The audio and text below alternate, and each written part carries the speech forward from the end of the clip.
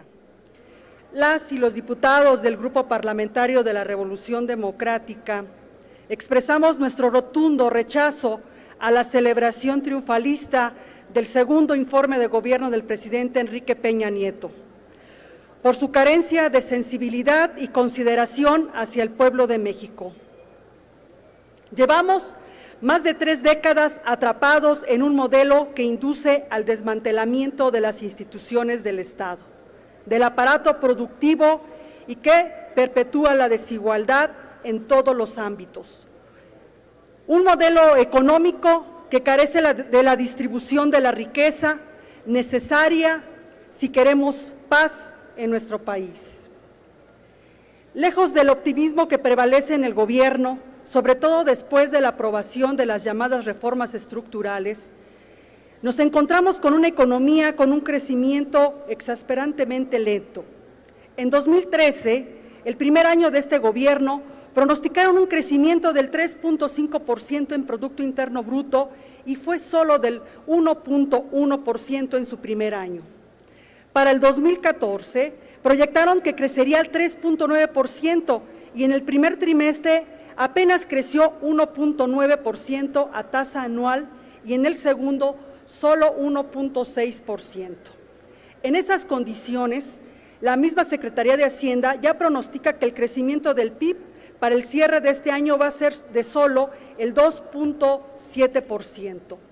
Esa debilidad se refleja en otros indicadores, como el índice de confianza del consumidor, que con cifras ajustadas por estacionalidad, en julio del 2014 registró una caída mensual de 0.28%, resultado de que 3 de sus 5 componentes también reportaron una reducción.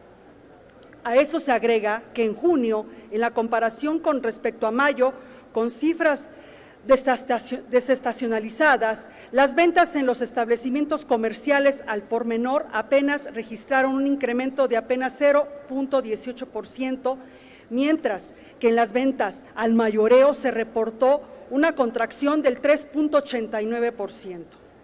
Además, también con cifras en junio de 2014, los ingresos obtenidos por la prestación de servicios privados no financieros disminuyeron el 1.55% respecto a mayo, mientras que los gastos por consumo de bienes y servicios cayeron 7.04% respecto al mes anterior.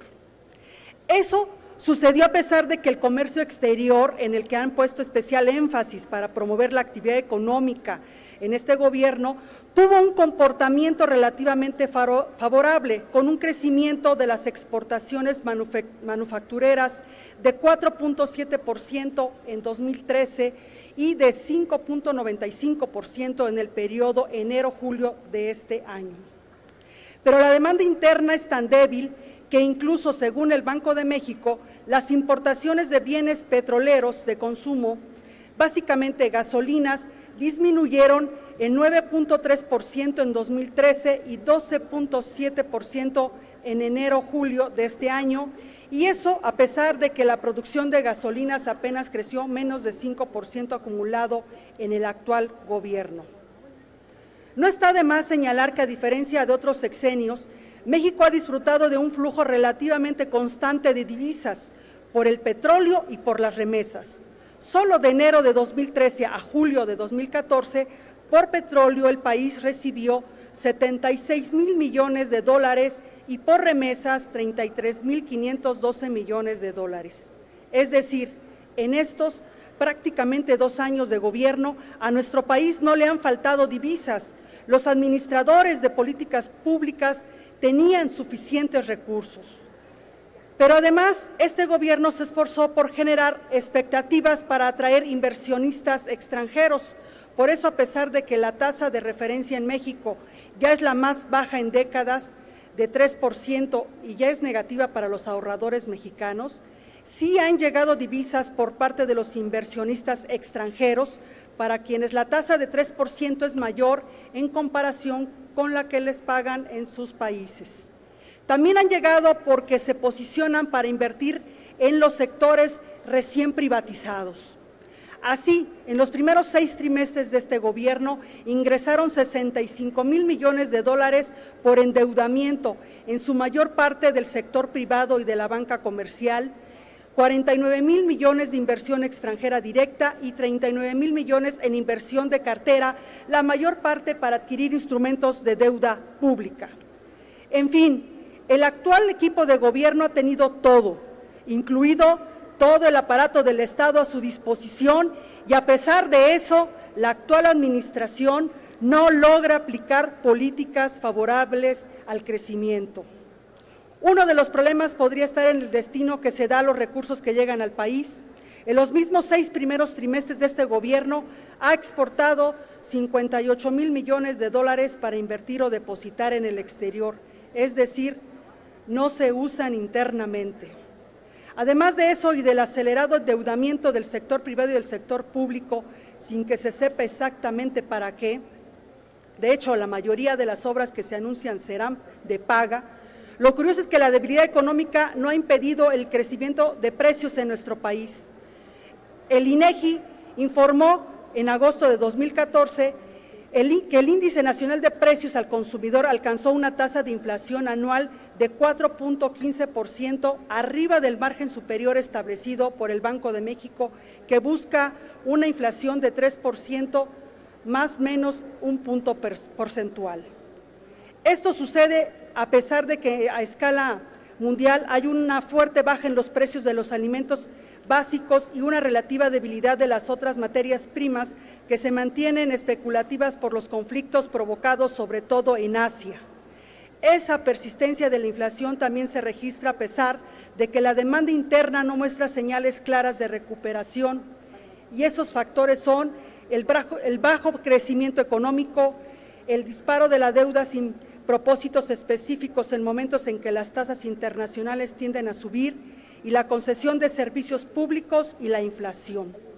Se han conjuntado para aumentar los riesgos y mantener en condiciones de pobreza a más de 53 millones de mexicanas y mexicanos, y en una situación de informalidad, trabajo precario, a más de 60% de la población económica activa del país. Por cierto, no son los repecos o los informales los que provocan la debilidad económica, es la política económica la que ha sido especialmente eficaz en promover la informalidad, incluso reformando la ley laboral para quitar calidad a la formalidad. Así, puedo decir que el balance de este último año del gobierno federal ha sido negativo para México y no se ha visto reflejado en una mejora del nivel de vida de los mexicanos y mexicanas. Cada vez trabajan más, ganan menos, comen menos y viven peor. Nos quedamos esperando para que en este año se comience a reflejar los resultados de la reforma laboral aprobada en el 2012 y, sin embargo, ayer el presidente de la República reconoció el fracaso de esa política laboral al ofrecer un plan fiscal que regularice al 60% de nuestra economía, es decir, al sector informal. Esta reforma no generó los empleos prometidos. ¿Por qué creer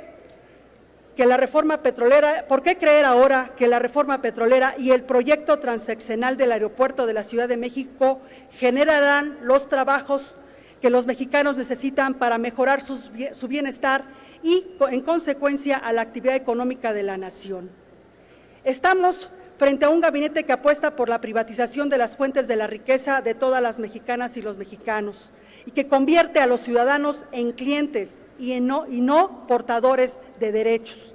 Estamos enfrente, así lo pareciera, de empleados del sector financiero y de los grandes capitales que les dictan tiempos y formas para hacerse de negocios a costa de la soberanía, del medio ambiente, de los campesinos y sus tierras y de la dignidad de los mexicanos y mexicanas.